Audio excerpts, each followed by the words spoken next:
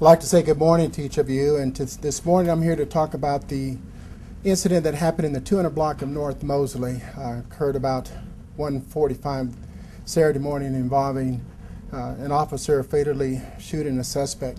Today we're going to try to give you an overview of what we've been able to determine during the preliminary stages of our investigation. Please keep in mind that this information is just preliminary information in regards to the investigation, which is being led by the Kansas Bureau of Investigation. And so we'll go ahead and get started here. What you see before you is an overview of the 200 block of Mosley, as I mentioned to you. Go ahead, Doug. What you have before you is a scale to give you an idea exactly what transpired between about 1:45 and about 1:50 Saturday morning there in the 200 block of North Mosley, which is a routine of the organization. We had officers that were both working on duty as well as special assignment that were monitoring the overall location. Friday night there was a lot of activities going on. Officers was monitoring the parking lots as well as addressing disturbances, the disturbance that had occurred within that general proximity. As I mentioned, between about 1:45 and 1:50, as the officers were moving and working, what you see here is a crowd. This is a crowd of individuals that were there on the Mosley Street at the time. As the officers were moving the crowds in a southerly direction, we had an individual that was at this location fired multiple shots in a southerly direction. This individual was witnessed by one of our officers who was up here. He saw the suspect.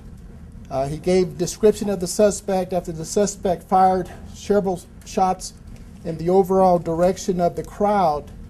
He then turned and ran northbound along the sidewalk area there in front of the Old Town parking garage. About as he gets close to the north end of that garage area, the officers confront him. And as the officers confront him, they fire shots because the suspect is still armed with the large caliber, what has been identified as a semi-automatic weapon. After the first rounds of shots, the suspect continued to run. The suspect then turned and ran down there's a walkway between this building as well as the garage. It is at that location the officers had instructed the suspect to drop his weapon. The suspect did not comply. The officer viewed the suspect as being dangerous, safety risk to the community. When the suspect did not comply, the officers fired additional rounds, fatally wounding the suspect. The suspect has been identified as Marquez, last name Smart. He's about 23 years old. He was transported to Via Christi St. Francis Hospital, where he was pronounced about 2:32 Saturday morning.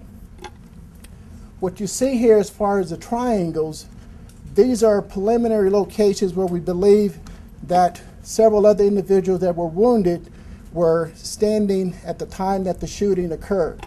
As you can see, we have a triangle that is just to the south of the suspect. There's a couple other triangles close to the entrance to the parking garage, and then there's another triangle that is farther to the west in the alley. They're close to Rock Island.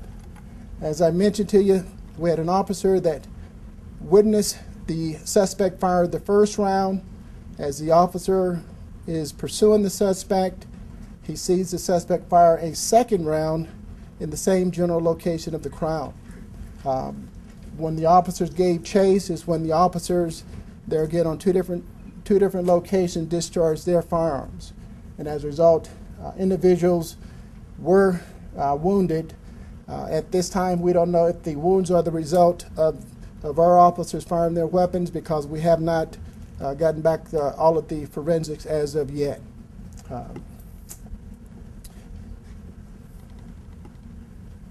That is a quick overview as far as what we've been able to determine thus far. Keep in mind the officers are on administrative leave. The Kansas Bureau of Investigation, as well as the District Attorney's Office, is conducting the investigation in regards to this situation. Ironically, when you look at the individuals, as far as the triangles, it's unfortunate that they were wounded as a result of somebody else's actions in this situation. They were transported to the hospital where they received medical treatment, and I do believe a couple of them may be still in the hospital at this point in time. Any questions of me? How, that triangle there between 233 North Mosley and 215 North Mosley, way away from everything, how was that victim injured? Indications is that as the shots rung out, she went to the ground to avoid being struck, and we don't know if she was struck by ricochets off the building, ricochets off the streets. We don't know how she got injured.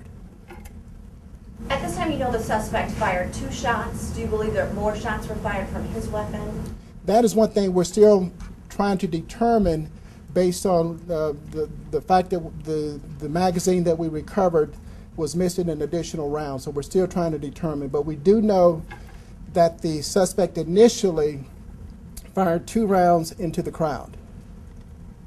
Do you know if anybody else besides the suspect and the officers fired any rounds or had guns that fired any rounds? At this point in time, keep in mind, we're still in the preliminary stages of this investigation. That we only know that at this point in time, we do believe that the suspect and the officers, 2 police officers that were involved, are the only ones that fired weapons, as far as we know at this point in time.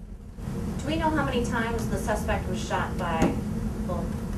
Well, the suspect was injured was shot multiple times. I'm not going to give you a specific number. So the suspect fired into the crowd 2 shots. Did he fire at the police as well? Because I heard there was an exchange of gunfire. There again, it doesn't indicate that he fired at the officers. However, he was still armed after he turned and ran in the general direction of the police officers.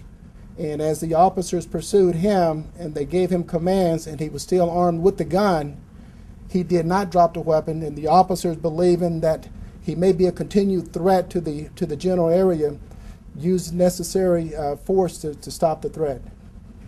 Do we know anything about the suspect's behavior before this incident? Was he, A, involved in the fight that was occurring at that time, and B, I'm trying to determine if he had that weapon on him throughout the evening, or if it is believed that he went to a vehicle maybe and got that weapon and came back? Well, like I said, we're still in the preliminary stages. All we can tell you right now is that he did have a weapon on him. He fired several rounds in a southerly direction.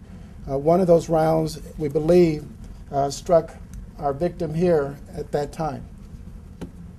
Could you spell the victim's name, please? Victim's Marquez Smart, should be on the press release there in front of you. I'm sorry.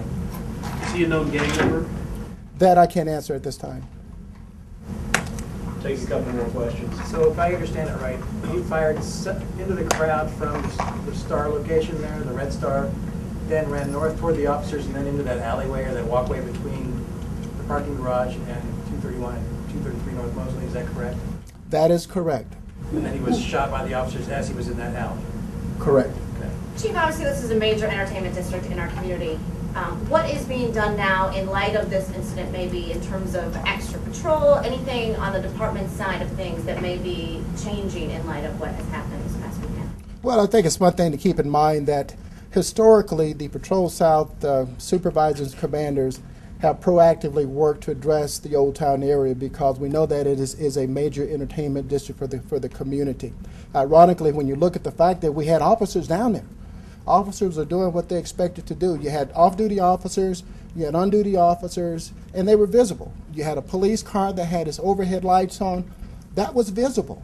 And so, like I said, we strive to be proactive based on the historical things that have happened in that general area.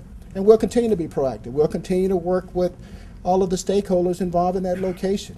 Because there again, if you look at it, the incident happened there close to the Old Town parking garage. The experience level of the 2 officers, how long have they been with the force? One officer's been on the force approximately 1 year, and the other one is about 7 years. as far as their tenure with the organization. One more question. Are you confident that these police officers and the entire situation was handled to the best it could have been handled? Well, you got to keep in mind the incident is still under investigation. The Kansas Bureau of Investigation is the one that's conducting the investigation as of today.